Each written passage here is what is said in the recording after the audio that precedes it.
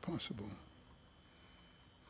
Suzanne Collins a annoncé son nouveau livre et donc film, Sunrise on the Ramping, qui plongera enfin dans le tournoi le plus sanglant de la franchise Hunger Games. Bien le bonsoir, mesdames et messieurs. Nous sommes l'animation de la soirée.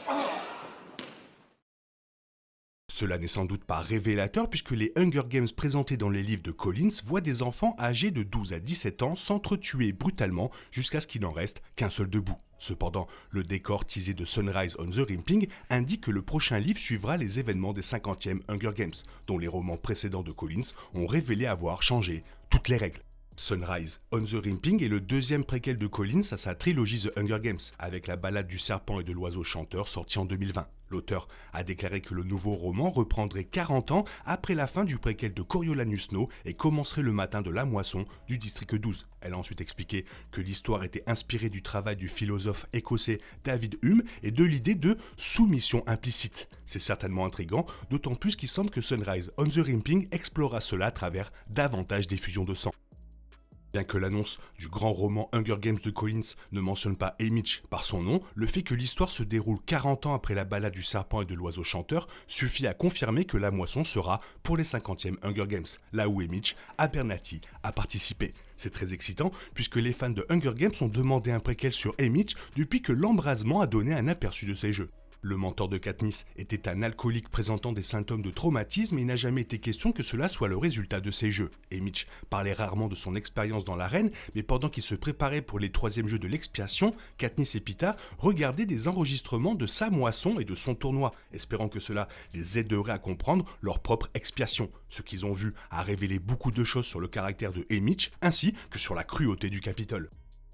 Tout comme Katniss et Peeta, les jeux de l'expiation changeaient les règles en exigeant que les tribus soient sélectionnées parmi les vainqueurs existants. Snow a également apporté quelques ajustements au second jeu de l'expiation. Les 50e Hunger Games ont exigé 2 fois plus de tribus que d'habitude, de garçons et de filles de chaque district. Ainsi, plutôt que 23 morts à la fin, le vainqueur des seconds jeux de l'expiation aurait sur la conscience les cadavres de 47 enfants, dont 3 de son propre district. Étant donné que les 50e Hunger Games contenaient 2 fois plus d'effusions de sang, c'était de loin le jeu le plus brutal de l'histoire de Panem, et cela rendra le prochain film encore plus dévastateur à lire. De plus, les juges et hauts-juges du second jeu de l'expiation ont placé la barre plus haut avec l'arène, qui semblait être un paradis tropical coloré, mais était plutôt un paysage infernal venimeux et mortel. Le temps passé par Haymitch dans l'arène devrait être beaucoup plus long et plein de rebondissements et de meurtres dévastateurs que les précédents romans des Hunger Games.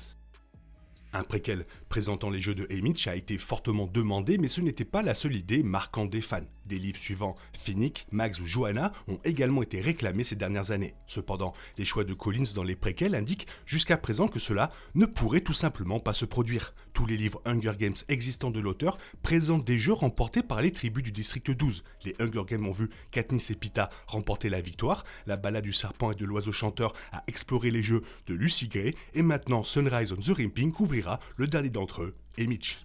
La balade du serpent et de l'oiseau chanteur a révélé que le district 12 revêt une signification douloureuse pour le président Snow, ce qui met en perspective la rage qu'il aurait ressentie lorsque Katniss Everdeen a forcé la main des juges avec ses baies. Sunrise on the Ramping verra Haymitch, le premier vainqueur du district 12 depuis Lucy Gray, remporter ses combats dans un match tout aussi controversé. Dans l'ensemble, les 5 livres de Collins sur Hunger Games décrit la guerre personnelle de Snow avec le district 12. Tout autre préquel, ou bien sûr une suite, perturberait cette formule plutôt efficace. De plus, la nature extrême des jeux de Haymitch en fait le complément idéal pour la franchise de livres. Les deuxièmes jeux de l'expiation auraient été la fierté et la joie de Snow, les Hunger Games les plus grands et les plus spectaculaires de l'histoire de Panem. Le fait qu'il ait été saboté par un tribut du district 12 aurait suffi à briser quelque chose au sein du président. Comme la balade du serpent et de l'oiseau chanteur, le nouveau livre fournira un contexte supplémentaire expliquant pourquoi Snow considérait Katniss comme une telle menace. Pour cette raison, Sunrise on the Ramping constituera une fin parfaite pour l'univers. Bien que racontée dans le désordre, l'histoire globale de la franchise Hunger Games de Collins couvre désormais les vainqueurs du district 12, qui ont chacun eu un impact significatif sur l'accession au pouvoir et la chute du président Snow. La trahison supposée de Lucy Gray dans La Ballade du serpent et de l'oiseau chanteur est la raison pour laquelle Snow a commencé à croire aux Hunger Games plutôt que de les détester, déterminant que l'humanité est dangereuse et doit être contrôlée. L'histoire de Katniss dans The Hunger Games a vu Snow perdre ce contrôle, tout cela grâce à une fille du district 12 qui a allumé un feu au cœur de sa nation. Désormais, l'histoire de Haymitch sera la dernière pièce du puzzle. L'embrasement a déjà révélé que Haymitch avait gagné ses jeux de la même manière que Katniss et Lucy Gray, en utilisant les caractéristiques de la reine contre le Capitole. Cela a tellement mis le président en colère qu'il a assassiné tous les proches de Haymitch avant qu'il puisse retourner dans le district 12. Puisque les amis et la famille d'un vainqueur étaient la façon dont Snow les contrôlait, il est clair qu'il a pris la victoire de Haymitch très personnellement. Bien sûr, Sunrise on the Ramping fournira certainement plus de contexte, quand ou pourquoi, mais le garçon venant du district 12 n'aurait pas pu aider. Il semble certainement que l'histoire globale de la franchise Hunger Games soit la guerre personnelle de Snow contre le district 12, commençant avec Lucy Gray et se terminant avec Katniss Everdeen. Il faudra la sortie de Sunrise on the Ramping pour savoir comment Haymitch s'intègre dans tout cela, mais le fait qu'il soit le dernier vainqueur du district 12 indique que ce sera la fin officielle de la saga. L'histoire de Snow sera poétiquement définie par son défi contre ce qu'on pourrait voir comme des esclaves, et cela sert parfaitement les thèmes abordés par Collins dans The Hunger Games.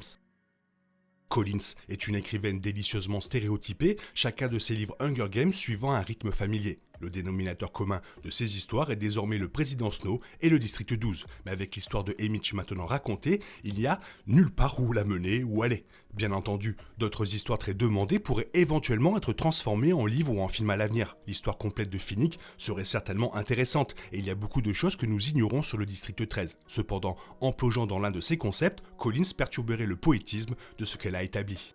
La Ballade du serpent et de l'oiseau chanteur est un ajout intelligent à Katniss et à Hunger Games puisqu'elle fournisse rétroactivement un contexte à la fixation de Snow sur Katniss. Son passage avec Lucy Gray a expliqué comment il en est venu à croire que l'humanité mérite un contrôle totalitaire, rendant d'une manière ou d'une autre l'histoire de The Hunger Games encore meilleure. Sunrise on the Ramping a le potentiel de faire la même chose, ajoutant au commentaire social percutant de la bataille de Snow avec les tribus les plus surprenants du district 12. Même si d'autres retombées seraient amusantes, elles n'atteindraient pas le même niveau d'impact. D'autres histoires sont certainement possibles, mais The Hunger Games pourrait être plus efficace avec cette fin.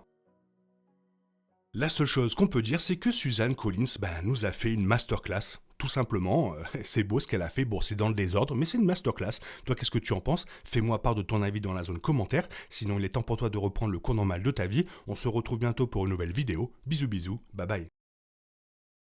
Il est impossible de compter sur les autres de nos jours, on est obligé de tout faire soi-même. Je me trompe?